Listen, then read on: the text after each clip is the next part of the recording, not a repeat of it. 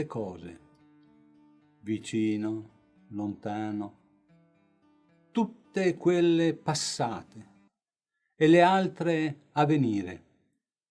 Altre si avvicinano, salgono, scendono, anatre nell'acqua, i fiori della tappezzeria, l'acqua del rubinetto mal chiuso, i miei pantaloni sulla seggiola in una stanza, ma di quale stazione? Poesia? Filosofia? Di un materialista o di un sognatore? Schegge, fotografie, scarne, ma collocate in un'aura di riflessione. Spirale bianca di vento su due seni urlante, tutte le cose si sono allontanate e il rumore dei passi di una donna e l'eco del suo riso non giunge più all'orecchio. Romantico, nostalgico o piuttosto un narratore dall'umorismo ambiguo, paradossale nelle sue confidenze. Non c'è immagine umana né viso a me più estraneo di quelli che per averli tanto guardati si son fermati ovunque su gradini di ignote scale. Uomo dalla scrittura libera. Filastrocche del non senso, una sorta di logica balbuziente. Eppure la sua gioventù attraversò il roboante futurismo, incontrò Picasso e il cubismo, da lì il surrealista.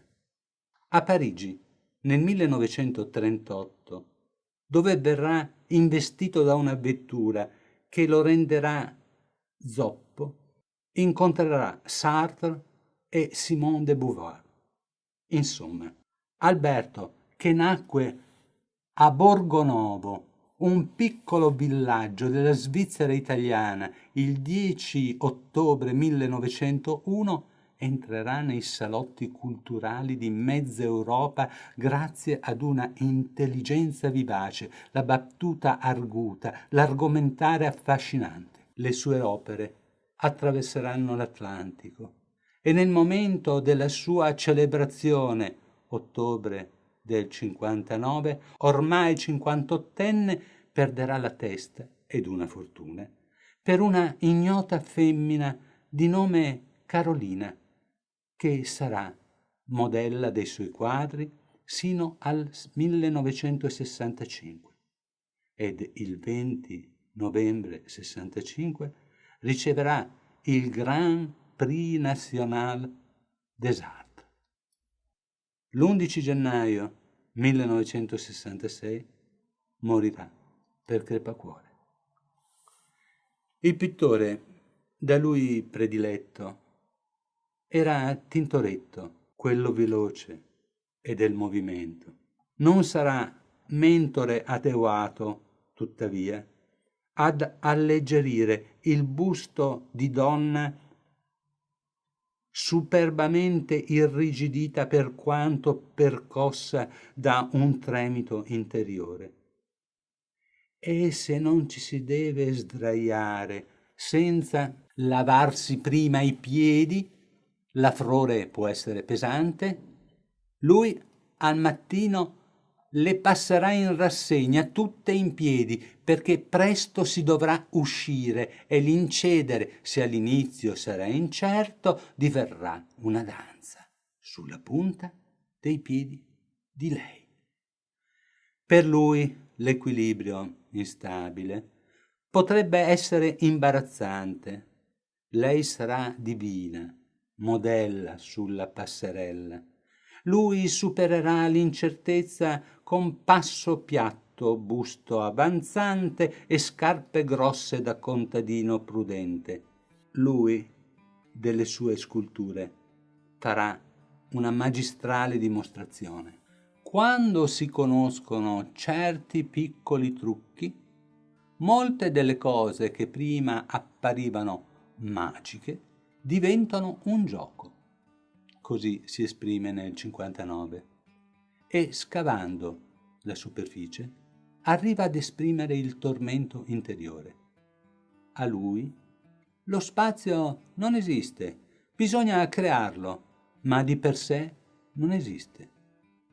Tutto, aggiungiamo, è sottopelle.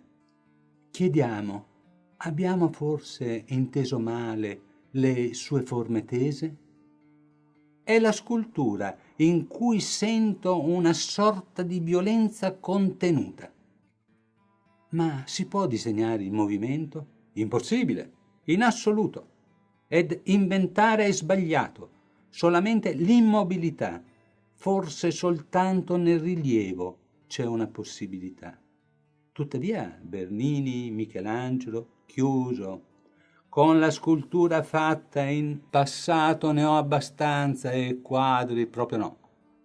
Come i miei personaggi, ho la sensazione di essere un personaggio vago, un po' evanescente, mal situato, e le mie mani sono visibilmente smagrite.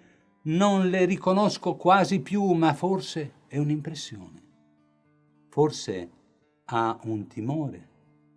Sono del tutto distaccato da quel me stesso a cui tutto sta accadendo. Anche in amore? Lei è scomparsa. Il vuoto totale, battuto dai venti. Mi chiedo, dov'è? Dove andare?